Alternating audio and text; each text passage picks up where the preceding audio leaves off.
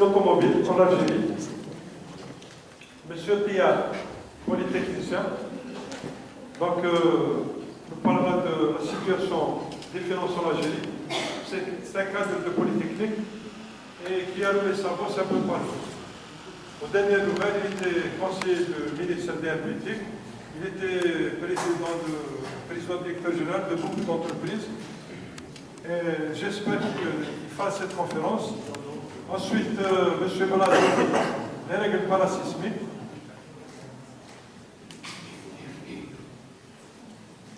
Une conférence sur la téléphonie mobile, l'industrie pétrochimique, protection de l'environnement, les autoroutes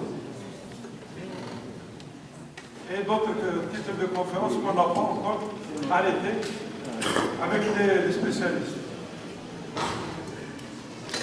Alors, sur ce, je vous remercie. S'il y a des questions, voilà. Sinon, on passera pour la validation du bilan moral. Bien, je t'attends.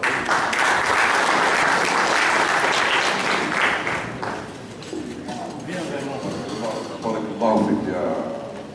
Ya Mohamed, c'est le directeur exécutif, c'est 98% de l'association.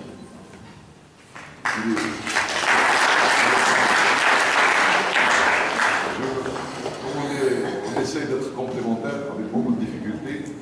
Ce qu'il voulait vous dire aussi en matière des actions à entreprendre pour l'année prochaine, Inch'Allah, c'est que nous avons une vingtaine de projets qui ont été identifiés et qui ont fait l'objet d'un budget prévisionnel 2016 et au-delà, qui a été diffusé à toutes les entreprises algériennes, aussi bien au niveau du FCE, au niveau du CIE, au niveau de la CG, la Confédération Générale des Entreprises Algériennes, la CGEA, pour essayer de voir comment, s'ils sont d'accord sur ces projets-là, ça veut dire qu'ils sont d'accord que le savoir puisse être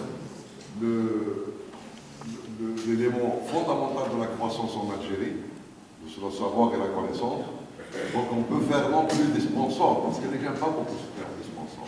Ça fait football, ça fait... Même si le football a des milliards de milliards, mais on n'a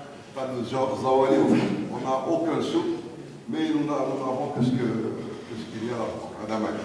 Bon, mais si on nous met à la place des pieds, on nous met quelque chose, même pas 10% de ce qu'ils font pour les pieds, s'ils pouvaient nous le mettre dans le cerveau, je pense qu'on pourrait vraiment sentir que l'Algérie se porte mieux et qu'elle va non plus baser son croissance sur le pétrole et les hydrocarbures, mais baser sa croissance sur le réel, sur le savoir, sur la connaissance.